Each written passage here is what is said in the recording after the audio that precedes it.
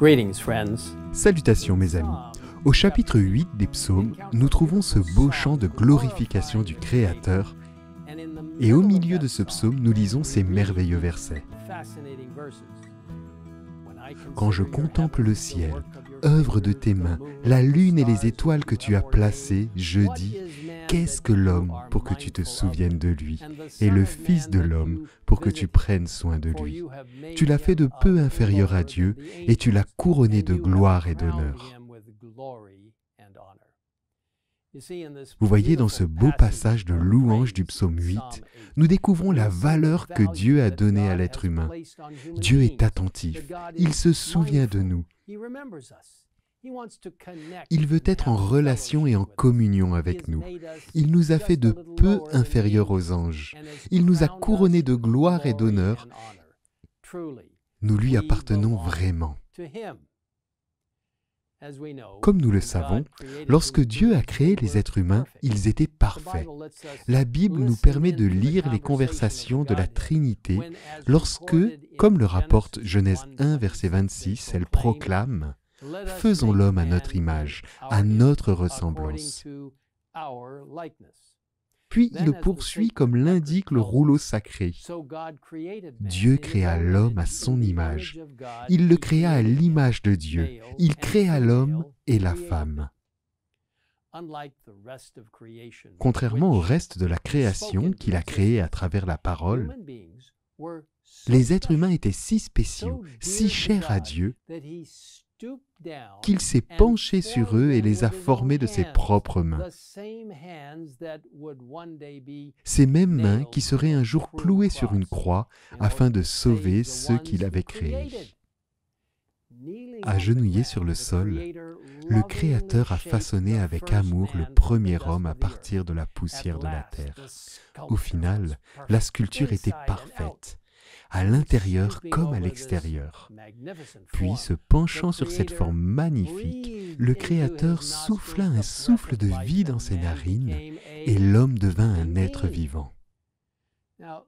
Arrêtons-nous un instant pour examiner un aspect important.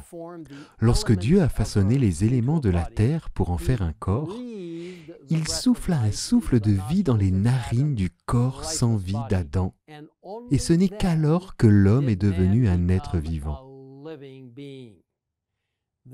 Ce souffle de vie, le souffle du Dieu Tout-Puissant selon Job 33, verset 4, où nous lisons « L'Esprit de Dieu m'a créé, le souffle du Tout-Puissant m'anime. » Cela nous montre que l'être humain est composé d'un corps et du souffle de vie de Dieu. Lorsque les deux éléments sont ensemble, il y a la vie. Lorsqu'ils sont séparés, il n'y a pas de vie. Conscient du besoin de compagnie de l'homme, Dieu a déclaré, comme nous le lisons dans Genèse 2, verset 18, « Il n'est pas bon que l'homme soit seul. Je lui ferai une aide qui soit son vis-à-vis. » La Bible nous dit que Dieu a fait tomber sur Adam un profond sommeil, et pendant qu'Adam dormait, Dieu a pris une de ses côtes pour en créer une femme. Il a ensuite réveillé Adam et lui a présenté Ève. Imaginez quelle réunion cela a dû être. Dieu les bénit et leur dit, « Reproduisez-vous, devenez nombreux, remplissez la terre et soumettez-la, dominez sur les poissons de la mer, sur les oiseaux du ciel et sur tout animal qui se déplace sur la terre. » Il les a placés dans leur belle demeure, le jardin d'Éden, où ils devraient vivre pour toujours dans le plus grand bonheur.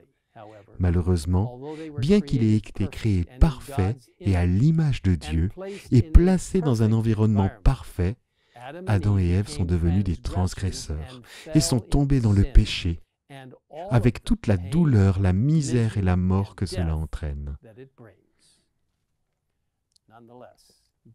Cependant, Dieu, dans son infinie sagesse, avait un plan pour sauver la race humaine de la ruine éternelle.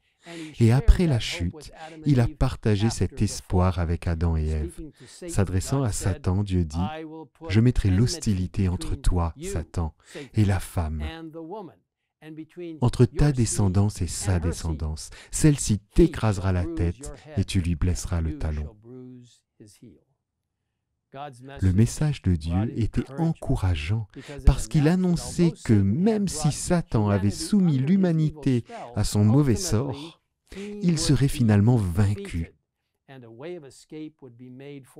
et qu'une issue serait offerte pour tous ceux qui choisiraient cette voie par l'intermédiaire de notre Sauveur Jésus-Christ. Cette alliance de la grâce a été élaborée avant même la chute. Les Écritures soulignent qu'avant la création, les personnes de la Trinité ont fait alliance entre elles pour sauver la race humaine si elle tombait dans le péché. Dans Éphésiens 1, versets 5 à 7, nous lisons « Il nous a prédestinés à être ses enfants adoptifs par Jésus-Christ. C'est ce qu'il a voulu, et dans sa bienveillance, pour que nous célébrions la gloire de sa grâce, dont il nous a comblés dans le bien-aimé. En lui, par son sang, nous sommes rachetés, pardonnés de nos fautes, conformément à la richesse de sa grâce. » Et en parlant du sacrifice expiatoire de Jésus, l'apôtre Pierre a écrit « prédestiné avant la création du monde ». Oui, mes chers amis, nous sommes précieux aux yeux de Dieu. Nous sommes l'œuvre de sa création et de sa seconde création par son salut. Comme l'affirme la croyance fondamentale numéro 7 des Adventistes du 7e jour, l'homme et la femme furent créés à l'image de Dieu et dotés d'une individualité, du pouvoir et de la liberté de penser et d'agir. Bien que créés libres, chacun d'eux, constitué d'une unité indivisible, corps, âme et esprit, était dépendant de Dieu pour la vie, dans tous les aspects de l'existence. Quand nos premiers parents désobéirent à Dieu, ils refusèrent de dépendre de Dieu et furent déchus dans leur position élevée qu'ils occupaient auprès de Dieu. L'image divine fut altérée en eux et ils devinrent mortels. Leurs descendants participent à cette nature déchue et en supportent les conséquences. Ils naissent avec des faiblesses et des tendances au mal. Mais Dieu, en Christ, a réconcilié le monde avec lui-même. Et par son esprit, il rétablit chez les mortels repentants l'image de celui qui les a faits. Créés pour la gloire de Dieu, ils sont appelés à l'aimer, à s'aimer les uns les autres et à prendre soin de leur environnement. Vous pouvez en savoir plus sur cette belle croyance fondamentale en visitant le site en bas de l'écran. Mes amis, l'amour de Dieu pour nous est réel.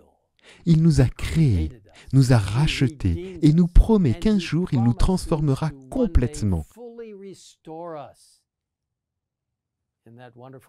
Dans le merveilleux livre Le meilleur chemin, nous lisons cette incroyable pensée. Par la transgression, les fils d'Adam sont devenus sujets de Satan.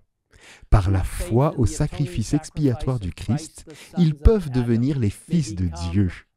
En revêtant la nature humaine, Jésus-Christ élève l'humanité.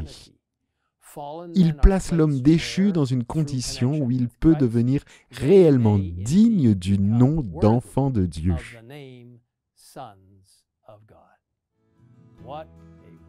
Quel merveilleux Créateur, Sauveur, Rédempteur et ami nous avons en Jésus-Christ.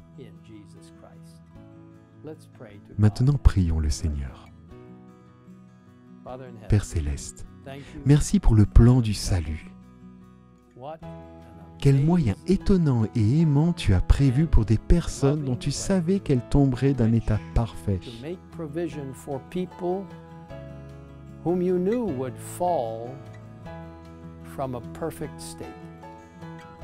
Merci d'avoir envoyé Jésus.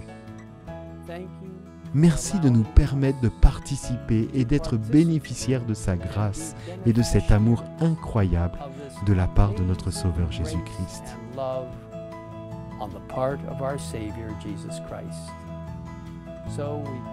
Nous nous remettons maintenant entre tes mains et nous te demandons de continuer à nous transformer à l'image de Dieu. Nous te le demandons au nom de Jésus. Amen. In Jesus' name we ask it. Amen.